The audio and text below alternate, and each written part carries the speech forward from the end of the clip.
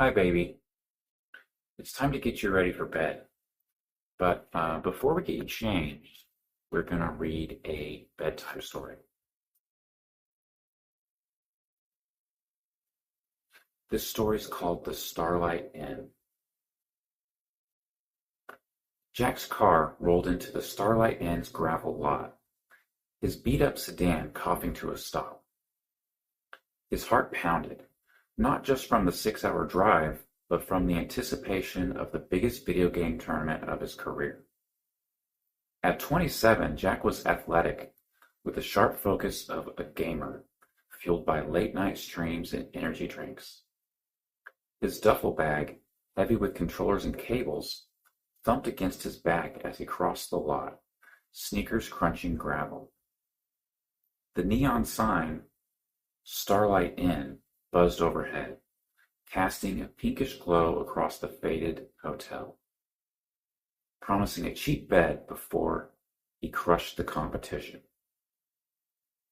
The lobby reeked of stale coffee and synthetic lavender, an ancient vending machine humming in the corner. Mandy, the perky receptionist, slid a keycard across the scratched Formica counter, clustered with brochures and a chipped ceramic candy dish. "Welcome, Mr. Carter. Room 312. Enjoy your stay." "Thanks," Jack muttered, mentally running through his gaming strategies. The creaky elevator's flickering light and low hum barely masked his excitement. But when he swiped the key card and opened the door, a wave of sweet, powdery air hit him, tickling his nose. His jaw dropped. The room was a nursery on steroids, a bizarre mix of infantile charm and oversized practicality. An adult-sized crib of polished white oak stood in one corner, its high rails carved with star and moon patterns that gleamed under the soft ceiling light. Pastel yellow sheets draped the mattress, their silky cotton radiating baby powder scent, with a plush cream-colored blanket embroidered with tiny teddy bears folded at the foot. A mobile of smiling elephants, giraffes, and zebras spun lazily above, its gentle jingle filling the quiet. A sturdy changing table, also white oak, with a duck-stenciled border, dominated another wall, its pastel blue vinyl mat cool and slick. Stacked above were oversized diapers, glossy white plastic packs, cartoon animals in bright greens and blues dancing across them. A ceramic lamp-shaped jar held fluffy washcloths, and a baby powder bottle sat beside it, its nozzle dusted white. A heavy wooden door with a polished brass lock loomed in the corner, solid and unyielding. The plush, star-speckled carpet muffled his steps. "What the hell?" Jack muttered, nudging a stack of diapers. The plastic crinkled loudly, echoing in the room. He picked one up. Its weight surprised him. The glossy white surface was smooth, reflecting light with a faint sheen. Its thick, cushioned outer layer felt durable, with 4 wide adhesive tapes for a snug fit. He unfolded it and felt the inside. The inner lining was soft with a blue center. "No way this is my room." His watch showed 2 hours until practice rounds, complaining would waste time. "Whatever," he growled, tossing his duffel bag onto the crib, the mattress creaking. He set up his gaming rig on the white oak desk, with a ceramic beer figurine holding a rattle, trying to ignore the powdery air and Mobile's jingle. "Focus, Jack." That evening he practiced combos. While he was practicing the combos, the door clicked open. Nancy, a maternal woman in her 50s, and Tom, a muscular guy in his 30s, entered in pastel pink scrubs. Nancy carried a fluffy, duck-embroidered towel and a warm bottle of creamy, vanilla-scented liquid. Tom held a large pacifier and the silicone nipple gleaming, and a key. "Time for your bath, sweetie," Nancy cooed, gesturing to the locked door. Tom unlocked it, revealing a spacious bathroom with a gleaming clawfoot tub, steaming with lavender-scented bubbles under recessed lights. A plush bath mat with cartoon fish cushioned the tile floor. Jack's controller clattered onto the desk. "Bath? I'm good. Tournament prep." "Nonsense," Tom said, handing him the pacifier, cool and smooth. "Put this in." "I'm not a baby," Jack snapped, tossing the pacifier onto the crib. "I booked a standard room." "This is the deluxe nursery suite, dear," Nancy said, smiling. "All part of the experience." "Nursery suite?" Jack backed up, sneakers sinking into the carpet. "I didn't sign up for this." Tom jingled the key. "It's included. You'll feel relaxed." Nancy's firm grip guided him to the bathroom. Bubbles popped softly, releasing powdery scent. They undressed him, tossing his clothes into a well-shaped hamper. Nancy eased him into a warm water bath, with bubbles tingling against his skin. The sweet aroma overwhelming. She scrubbed him with a sponge, humming a lullaby while Tim held the bottle. "Open up," Nancy said. The vanilla liquid was sweet, thick like a milkshake, soothing his throat. Jack sputtered but drank the warm, calming milk.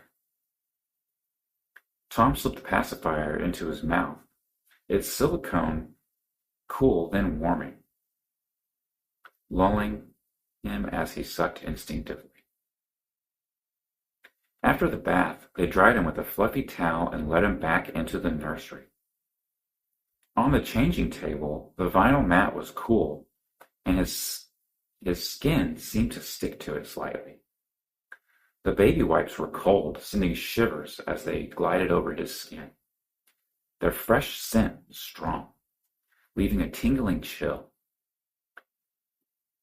She massaged baby lotion, its creamy, glossy texture warming under her hands, soothing the cold with a sweet, powdery scent.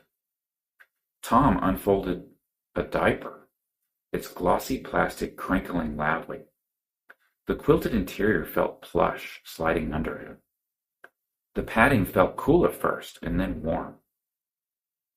Nancy dusted baby powder all over him, its silky cloud settling on his skin, the babyish scent filling his nose. Tom taped the diaper snugly around him, the 4 tapes stuck securely. The thick padding, nearly 2 inches thick, was hugging his body, crinkling with every move. They dressed him in a pastel blue onesie with a teddy bear on the front. Its cotton was soft but reeked of baby powder.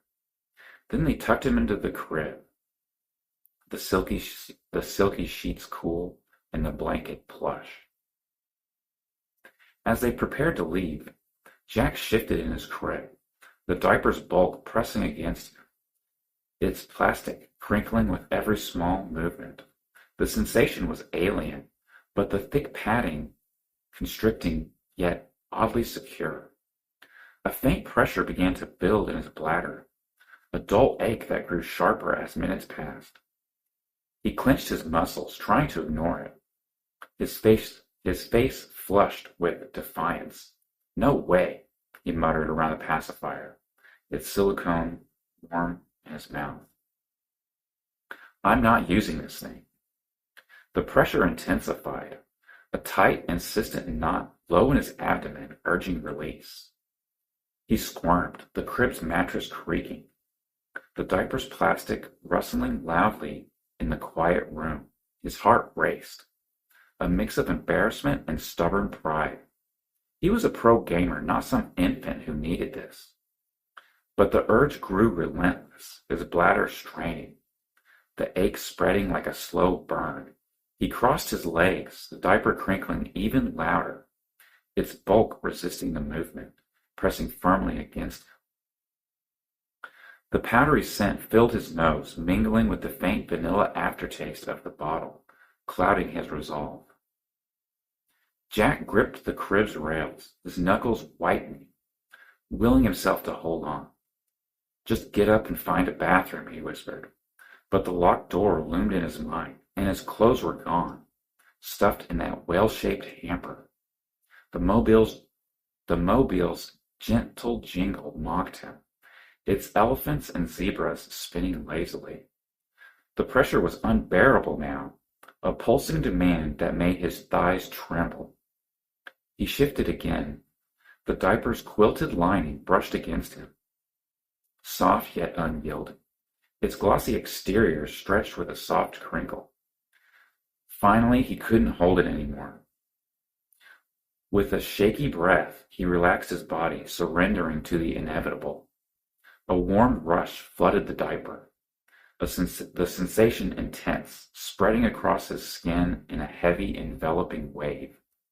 The thick padding absorbed it quickly, swelling beneath the glossy plastic, growing heavier and warmer with each passing second. The diaper expanded, pressing firmly against his private parts, the snug tapes holding it securely in place. The warmth was strangely soothing, a stark contrast from the cold ache of holding it in. A warm wave of relief washed over him, loosening the tension in his shoulders. The quilted lining, now saturated, felt soft and warm, cradling him in its bulk. The glossy plastic crinkled softly as it stretched and faded into a pale yellow. But as the relief faded, a hot flush of humiliation surged through him. He was a grown man, a pro gamer, lying in a crib, using a diaper like an infant. His cheeks burned as he buried his face in the plush blanket, the teddy bear embroidery of his onesie scratching lightly against his skin. Yet beneath the shame, there was something else, an unexpected comfort in the diaper's warm, secure embrace. The heavy padding, now swollen, hugged him tightly, its weight grounding him in a way he couldn't explain. The powdery scent mingling with the faint, intimate smell of the used diaper was oddly reassuring, like a secret he didn't have to share. It felt wrong, humiliating, but also good. The door clicked shut as Nancy and Tom left. Jack lay in the crib, the diaper's bulk crinkling softly, the pacifier's rhythms soothing, the bottle's aftertaste lingering as he drifted off, the mobile's jingle blending with the AC's hum. Day 2. Gaming in the Nursery. Jack woke to the crib's creak, the powdery scent heavy, the diaper's swollen waist still pressing against him. Sunlight filtered through a frosted window with cloud decals glinting off the crib. Nancy and Tom arrived with a bottle and a fresh diaper. Tom, still half asleep, sipped the vanilla liquid without any resistance. The pacifier clipped to his onesie. After he finished his bottle, it was bath time. The bubbles fizzed, soothing his skin, washing away the previous night's evidence. On the changing table, the cold wipes jolted him out of his morning daze, their damp chill biting, followed by the soothing glide of lotion, its creamy warmth easing the steam. Tom taped on a new diaper, its glossy plastic rustling, the thick padding snug. A green dinosaur onesie followed.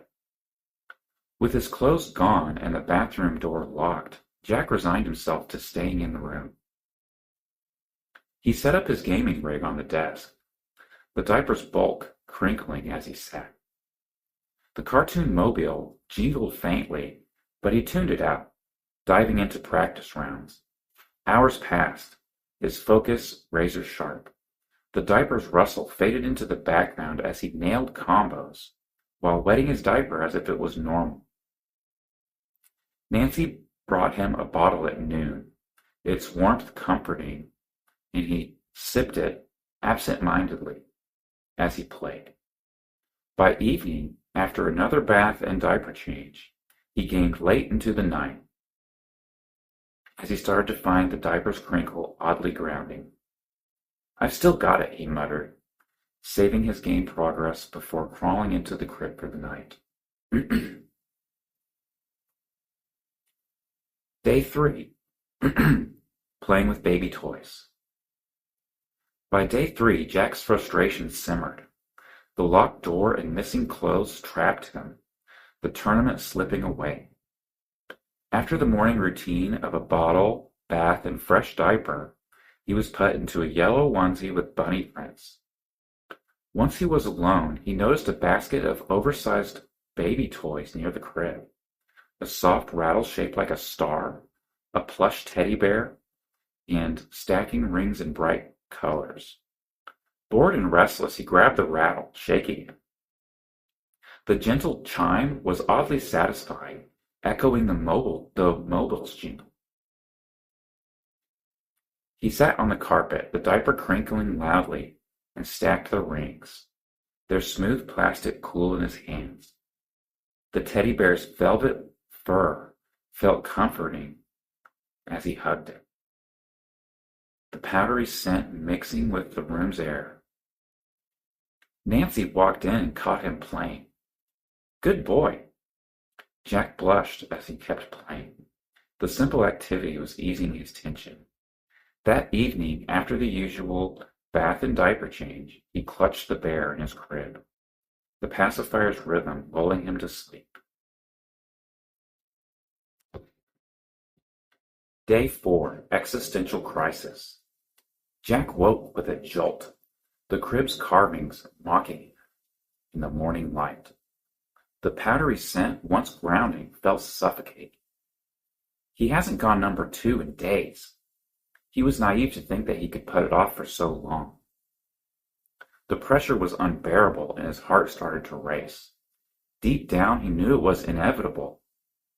But he jumped out of his crib and paced back and forth in the nursery, trying to hold it back as long as he could. All of a sudden, he stopped in front of the crib, gripping the rails tightly. His abdominal muscles tightened as he leaned forward slightly. The diaper's plastic crinkled loudly, amplifying the sound in the quiet room. A rush of warmth filled the seat of his diaper, causing it to bulge. The pain in his stomach was gone. Relief faded into regret rather quickly as the diaper grew heavy. The smell of what transpired mingled with the powder's sweetness, a strange blend of aromas. Shame flooded him, the diaper's crinkling a constant reminder of his situation. His legs gave out, and he fell backwards onto his butt, the diaper's bulk crinkling loudly against the floor as he felt the warm contents spread up the back of his diaper and even up the front onto his private parts, amplifying his helplessness. Overwhelmed, he cried loudly, the sound raw and infantile. "I'm a pro gamer," he cried as he pounded the soft rug with his fist. "Not this." The tournament was over. His identity was slipping away. He sat in the nursery and thought, "Who am I becoming?" Just then, Nancy and Tom arrived, sniffing the air. "Big boy today," Nancy said gently. His morning bath washed away the evidence, but the cold wipes and smooth lotion couldn't erase his turmoil. Tucked back into his crib, he laid awake, the mobile's jingle taunting him as he questions everything. Day 5. Acceptance creeps in. By day 5, Jack's resistance softened. The routine bottle, bath, and crinkly diapers was familiar. Like his gaming setup's home. He gamed the day away again. The diapers crinkle, blending with controller clicks. During a break, he shook the rattle, the sound soothing him, the powdery scent in the air grounding him.